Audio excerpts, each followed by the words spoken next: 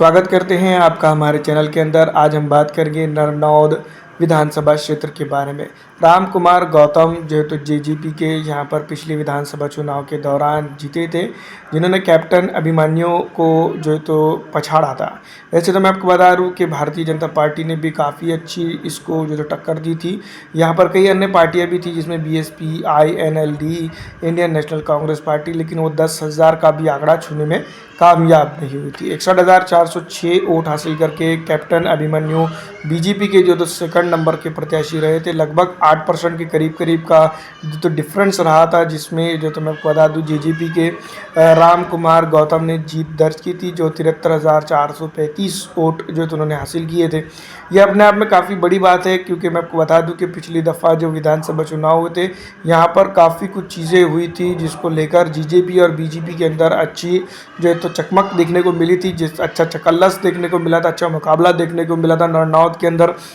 इस बार भी विधानसभा चुनाव के अंदर कुछ ऐसी ही अपेक्षा की जा रही है कि जिस तरह से मैं आपको बता दूं कि यहाँ पर पिछली विधानसभा चुनाव के और अब के जो तो जैसा कि आसार नज़र आ रहे हैं, तो यहाँ पर मैं आपको बता दूं कि भारतीय जनता पार्टी के लिए काफ़ी जो तो मेहनत का मौका बनता हुआ नज़र आ रहा है। अगर यहाँ पर भारतीय जनता पार्टी अगर मेहनत कर जाती है, तो यहाँ पर मैं आपको बता दूँ कि नरनौद के अंदर जो तो भारतीय जनता पार्टी बड़ा मुकाबला देने में कामयाब होंगी। लेकिन जिस तरह से मैं आपको बता दूं कि तकरीबन 74-72 हज़ार का फ़र्क जो था, तो वो 12,000 का, माफ़ कीजिएगा, 12,000 का विक्ट्री मार्जिन का जो फ़र्क था, उसको किस तरह से भारतीय जनता पार्टी कम करके आगे जाएंगी। क्योंकि राम कुमार गौतम यहाँ पर लगातार बने हुए हैं और जनता के बीच में है।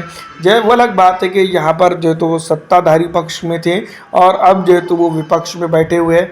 तो तमाम तरह चीज़ों को अगर देखा जाए, तमाम कैलकुलेशन को अगर टैली किया जाए, तो भारतीय जनता पार्टी के लिए ये जो तो मैं आपको बता दूं कि एक मौका रहेगा कि यहाँ पर जो तो मेहनत के दम पर जो तो भारतीय राष्ट्रीय कांग्रेस पार्टी हो या फिर जेजेपी हो, जो भी उस वक्त बनेगी, तो उसको यहाँ पर जो तो टैकल कर सके। क्योंकि भारतीय जनता पार्टी जो तो भारतीय राष्ट्रीय कांग्रेस पार्टी, माफ़ कीजिएगा, वो काफ़ी अच्छी मेहनत कर रही है। तो बीजेपी को उससे भी कई अच्छी ज़्यादा मेहनत करनी होगी, क्योंकि पूरे हरियाणा के अंदर अगर देखा जाए, एक हद तक के जो तो जेजेपी सत्ता के सुख में रही और उसके बाद जो तो अचानक बाहर आती है और बीजेपी को भी जो तो विपक्ष के मुद्दे पर घेरने लगती है और कांग्रेस को भी बतियाने लगती है।